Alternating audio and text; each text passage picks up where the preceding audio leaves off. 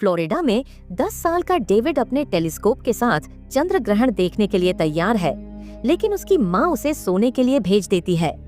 जब ग्रहण आखिरकार होता है तो आसमान में कुछ मिस्टीरियस इंसिडेंट होता है, जिससे समुद्र के डॉल्फिन पागल हो जाते हैं। अचानक एक लाइट चमकती है और डॉल्फिन हिप्नोटाइज हो जाते हैं और उसके चारों ओर तैरने लगते हैं। वह लाइट ऐसा लगता है जैसे किसी चीज की तलाश कर रहा हो और अंत में समुद्र के नीचे के खंडहरों पर रुक जाता है। अगली सुबह डेविड के दादा दादी बेन और मैरी अपने दोस्तों के साथ, जो उनके रिटायरमेंट कम्युनिटी में रहते हैं, ग्रोसरी का ध्यान रख रहे होते हैं।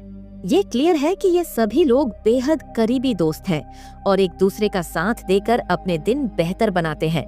हालांकि उनकी उम्र के कारण अक्सर समूह में मौतें भी होती हैं। बेन के पास एक छोटा सा राज है जो वह अपनी पत्नी से छुपाता है। जो और 8 के साथ मिलकर वह रिटायरमेंट होम से चुपके से निकलते हैं और एक पुराने गेट को पार करके एक खाली छुट्टी वाले घर में घुस जाते हैं, जिसमें एक सुंदर स्विमिंग पूल है। वे वहां बहुत समय स्विमिंग करते हुए और शांति का आनंद लेते हुए बिताते हैं। इसी बीच नाव टूर गाइड जैक को कुछ चिड़चिड़े कस्टमर मिलते हैं जो उसे जर्नी के लिए आधा ही अमाउंट करते हैं। यह अमाउंट उसके सीपोर्ट के जगह के लिए पर्याप्त नहीं है, इसलिए उसे जल्द ही इसे खोने का खतरा है। तभी अजीब से टूरिस्ट्स का एक ग्रुप आता है और कहता है कि वे जैक की नाव को पूरे महीने के लिए रेंट पर लेना चाहते हैं। जैक तुरंत हाँ कह देता है और ग्रुप नाव का बहुत करीब से इंस्पेक्शन करता है, यह इंश्योर करने के लिए कि यह उनकी जरूरतों के अनुसार है। उनके पास पहले से ही एक नक्शा है जिसे वे फॉलो करना चाहते हैं, इसलिए उन्हें केवल जैक से नाव चलाने की जरूरत है, टूर की नहीं। दोपहर में डेविड अपने दादा दादी से मिलने आता है और बेन उसे स्विमिंग पूल दिखाने का फैसला करते हैं। हालांकि जब वे घर के पास पहुंचते हैं तो देखते हैं कि जैक के नए कस्टमर पूरे महीने के लिए वह छुट्टी वाला घर किराए पर ले चुके हैं। वे दावा करते हैं कि वे एक पारिवारिक छुट्टी पर आए चचेरे भाई हैं और उन्हें परवाह नहीं है कि घर की हालत खराब है। उनकी प्रायोरिटी एक काम करने वाला स्विमिंग पूल है। हालांकि वे नहीं चाहते कि कोई पूल में वहां आए। बेन और उनके दोस्तों को वापस लौटना पड़ता है। बाद में बेन अपना ड्राइविंग लाइसेंस रिन्यू करवाने जाते हैं, लेकिन वह आंखों की टेस्ट में फेल हो जाते हैं, जिससे अब वह गाड़ी नहीं चला सकता।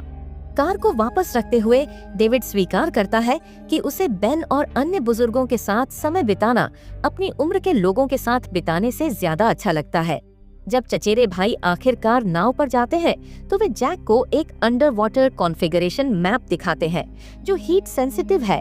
जैक ने पहले ऐसे नक्शों के बारे में सुना है और इस नक्शे को सही तरीके से फॉलो करके उस जगह तक पहुंच जाता है जहां समूह जाना चाहता है। चचेरे भाई अपना खुद का स्कूबा गियर पहनते हैं और पानी के नीचे डुबकी लगाते हैं। समुद्र के तल पर वे अपने साथ लाए एडवांस्ड डिवाइसेस का उपयोग करके खंडहरों से विशाल कोकून निकालते हैं, जबकि डॉल्फिन उन्हें ध्यान से देखती है। कोकून को नाव पर लाया जाता है और चचेरे भाई उन्हें सेफ तरीके से बैग में रखते हैं, जबकि जैक डॉल्फिन के इतने करीब आने से हैरान होता है। जब नाव सी पोर्ट पर लौटती है तो बेन और उनके दोस्त दूर से दूरबीन के जरिए उन्हें देखते हैं और सोचते हैं कि उन बड़े बैगों में इल्लीगल पदार्थ तो नहीं है। वे यह भी महसूस करते हैं कि अगर चचेरे भाई दिन के समय ज्यादा बाहर रहेंगे तो वे अब भी पूल का यूज कर सकते हैं। अगले दिन तीनों आदमी हमेशा की तरह पूल हाउस में चुपके से घुसते हैं और पानी में कोकून देखकर चौंक जाते हैं। वे उन्हें एक इक्विपमेंट से छूते हैं और अनुमान लगाते हैं कि ये कैप्सूल इल्लीगल पदार्थों को छुपाने के लिए है। तीनों यह सोचकर उन्हें अनदेखा कर देते हैं और स्विमिंग करने लगते हैं। कुछ ही मिनटों में वे खुद को बेहद ताज़ा और एनर्जेटिक महसूस करते हैं और इतनी पावर के साथ तैरने लगते हैं जिसकी उन्होंने कभी इमेजिन नहीं की थी। वे खेलते हैं, कूदते हैं और थकते ही नहीं। वापस लौटते समय भी वे बहुत पावर से भरे होते हैं और महसूस करते हैं कि उनकी मर्दानगी जागृत हो रही है। उस रात बेन और जो अपनी पत्नियों के साथ रोमांस करते हैं और विधुर आर्ट आखिरकार हिम्मत जुटाकर बेस से फ्लर्ट करता है। अगले दिन लीडाइस पहले से बेहतर मूड में होती है। ये देखकर तीनों पुरुष पूल में लौटने के लिए एक्साइटेड होते हैं। इसी बीच चचेरे भाई और अधिक कोकून खोजने के लिए डुबकी लगाते रहते हैं। जैक, जो नाव पर उनका इंतजार कर रहा होता है, उनके अजीब इक्विपमेंट को छेड़ता है और उसे झटका लगता है। उसकी छेड़छाड़ से एक अलार्म एक्टिव हो जाता है, लेकिन वह जल्द ही बंद हो जाता है और एक डॉल्फिन जैक की हरकतों पर हंसता है। जब जैक ध्यान नहीं दे रहा होता तो मशीन चमकने लगती है और डॉल्फिन का ध्यान आकर्षित करती है।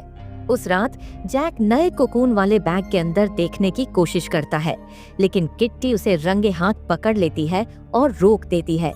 उसकी क्यूरियोसिटी को शांत करने के लिए किट्टी उसे बताती है कि वे विशाल समुद्री स्नेल्स बचा रहे हैं ताकि उन्हें एक म्यूजियम में ले जाया जा सके, क्योंकि वे बहुत रेयर हैं। डिवाइसेस को ट्रांसफर्ड करते समय जैक गलती से अपना पैर इंजर्ड कर लेता है और घबरा जाता है।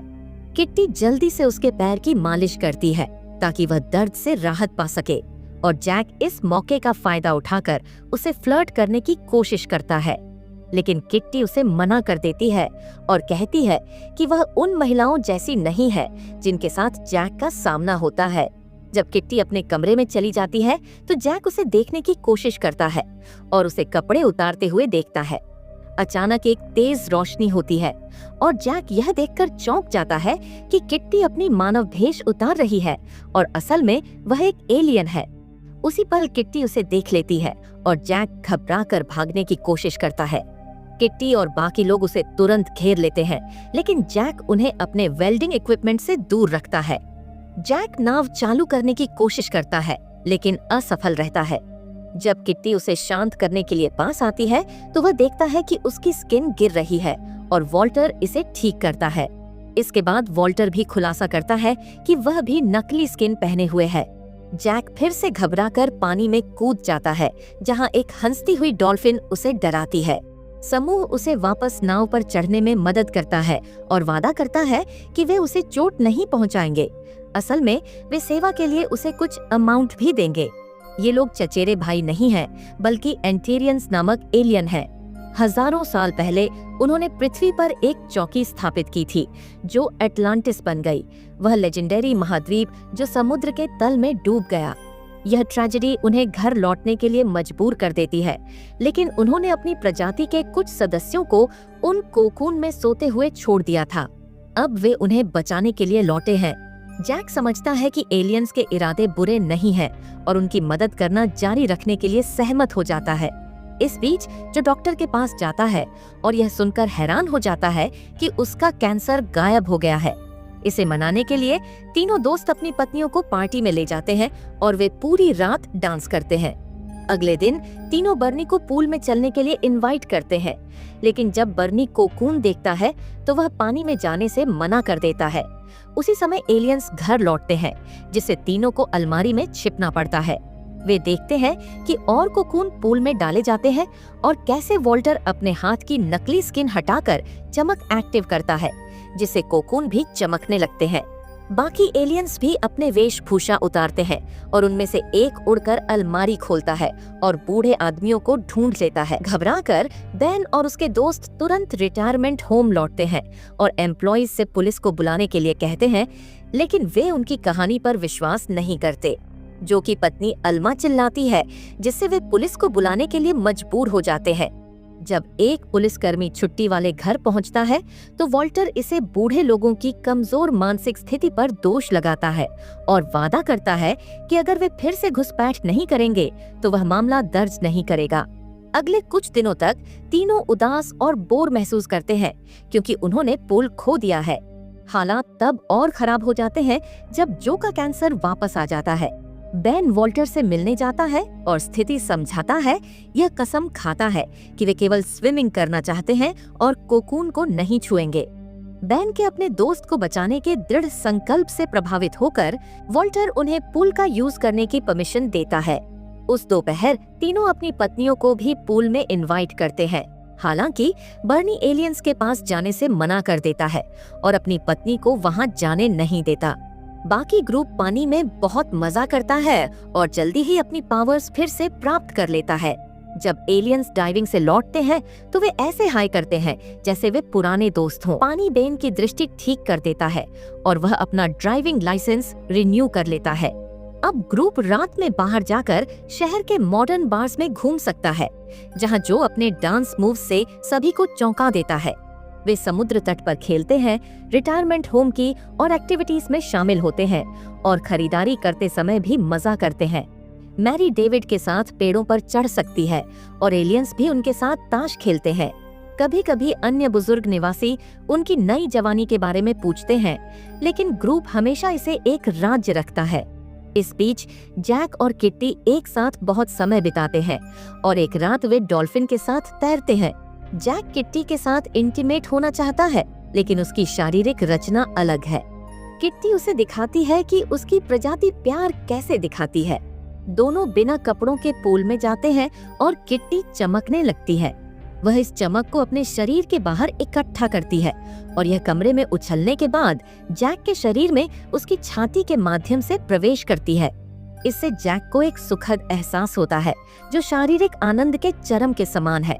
कुछ रातों बाद यह युवा हो चुका ग्रुप एक बॉलिंग टूर्नामेंट जीतता है और बेन चिंतित होता है कि उनका दिखावा लोगों का ध्यान आकर्षित कर सकता है।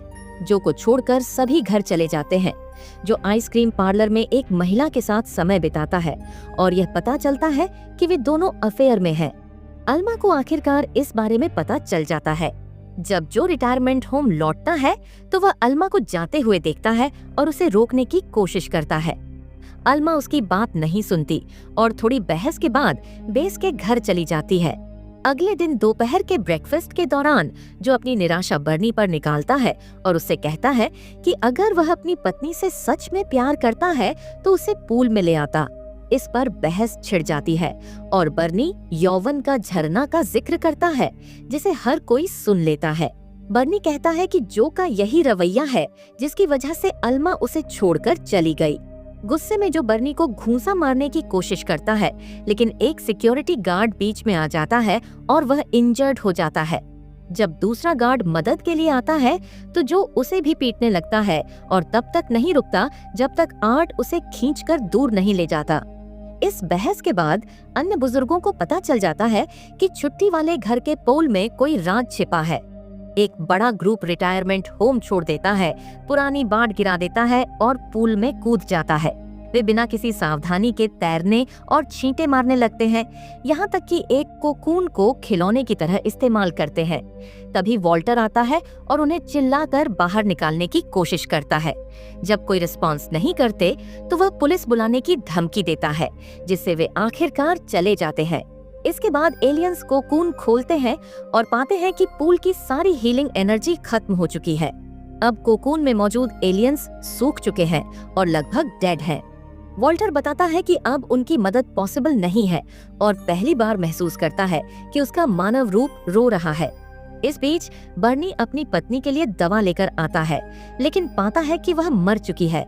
यह दुख उसे इतना गहरा आघात देता है कि वह उसकी लाश को पूल में ले जाकर उसे पुनर्जीवित करने की कोशिश करता है, लेकिन पानी की पावर्स खत्म हो चुकी होती है, इसलिए यह काम नहीं करता। वॉल्टर उसे ढूंढता है और माफी मांगता है कि वह मदद नहीं कर सका। कुछ मिनट बाद एम्बुलेंस लाश को ले जाने के लिए आती है। बेन वॉल्टर से मिलने जाता है और अपनी कम्युनिटी की ओर से माफी मांगता है। वॉल्टर समझाता है कि उसने पहले कभी दुख महसूस नहीं किया क्योंकि उसकी प्रजाति अमर है, लेकिन अब कोकून में 2 डेड एलियंस हैं। वॉल्टर बताता है कि वह बाकी कोकून को समुद्र में वापस रखना चाहता है ताकि वे तब तक सोते रहें जब तक वह अधिक पावर्स के साथ वापस नहीं आ सकता। लेकिन समय नहीं है क्योंकि उसे और उसकी टीम को अगले दिन अपने प्लैनेट पर लौटना है।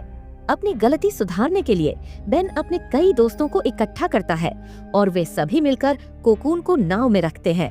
जैक उन्हें सही जगह ले जाता है और बुजुर्गों को डाइविंग इक्विपमेंट दिए जाते हैं ताकि वे कोकून को अटलांटिस के खंडहरों में वापस ले जा सकें।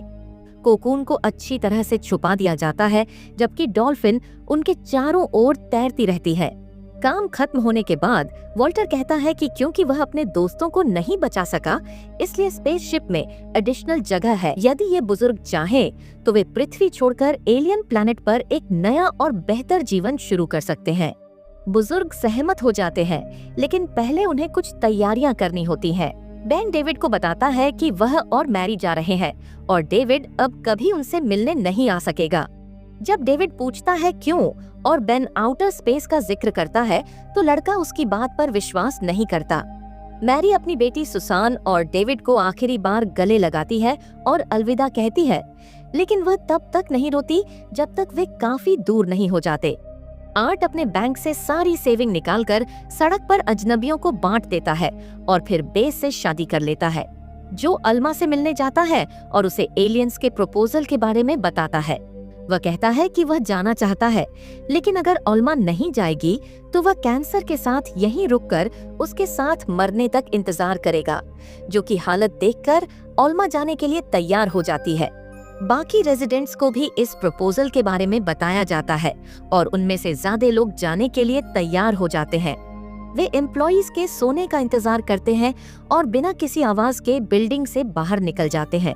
जब वे नाव पर चढ़ रहे होते हैं, बर्नी उन्हें अलविदा कहने आता है क्योंकि उसने पृथ्वी पर ही रहने का फैसला किया है। अनफॉर्चुनेटली जैक नाव शुरू नहीं कर पाता, इसलिए उन्हें रिपेयरिंग के लिए वेट करना पड़ता है। उसी समय सुसान देखती है कि डेविड रो रहा है और पूछती है कि क्या उसे पता है कि उसके माता पिता अजीब व्यवहार क्यों कर रहे थे, लेकिन डेविड कुछ भी बताने से इनकार कर देता है। चिंतित सुसान रिटायरमेंट होम जाती है और जब सिक्योरिटी गार्ड बेन और मैरी को ढूंढने जाता है तो वह देखता है कि सभी बिस्तर खाली हैं। वह तुरंत पुलिस को बुलाता है, जो सुसान की मदद से एरिया की तलाशी शुरू करती है। इस बीच डेविड देखता है कि नाव आखिरकार चल पड़ी है और वह सी पोर्ट की ओर दौड़ता है। आखिरी पल में कूदकर अपने दादा दादी के साथ जुड़ जाता है। पुलिस इसे किडनैपिंग समझती है और कोस्ट गार्ड को सतर्क कर देती है। जल्द ही हेलीकॉप्टर और नावें ग्रुप का पीछा करने लगती हैं। जैक अपनी नाव को तेज चलाने की कोशिश करता है और एक पीछा शुरू हो जाता है। पुलिस नाव पर चढ़ने की धमकी देती है। यह महसूस करते हुए कि वह अपने दादा दादी को खतरे में डाल रहा है, डेविड उन्हें आखिरी बार गले लगाता है और पानी में कूद जाता है। कोस्ट गार्ड बच्चे को बचाने पर फोकस करता है और जैक की नाव बिना किसी समस्या के निकल जाती है। जब ग्रहण शुरू होता है तो आसमान में एक स्पेसशिप दिखता है और कोस्ट गार्ड को रोकने के लिए घना कोहरा बना देता है। इस कोहरे के बीच स्पेसशिप एक तेज रोशनी चालू करता है और जैक की नाव को ढूंढता है। वॉल्टर जैक को उसके अच्छे दोस्त होने के लिए थैंक यू बोलता है और उससे किए गए समझौते से ज्यादा पैसे देता है ताकि वह एक नई नाव खरीद सके। जैक वॉल्टर को गले लगाता है और किटी को चूमता है, जो वादा करती है कि जब वे अगली बार पृथ्वी पर आएंगे तो उससे मिलने आएगी। उसी समय स्पेसशिप की रोशनी नाव को उठाना शुरू कर देती है, इसलिए जैक पानी में कूद जाता है और लाइफ राफ्ट के सहारे लौट जाता है। कोहरे के कवरिंग में एलियंस और बुजुर्गों को बड़े स्पेसशिप में ले जाया जाता है, जो जल्दी से स्पेस में उड़ जाता है। अगली सुबह उन सभी बुजुर्गों के लिए अंतिम संस्कार आयोजित किया जाता है, जो समुद्र में खो गए माने जाते हैं। सुसान अपने माता पिता के लिए रोती है, लेकिन डेविड आसमान की ओर देखता है और आखिरकार बेन की कहानी पर विश्वास करता है। आपको क्या लगता है, एलियंस होते हैं क्या? कमेंट्स जरूर बताना। और इसी एंडिंग के साथ मूवी खत्म हो जाती है।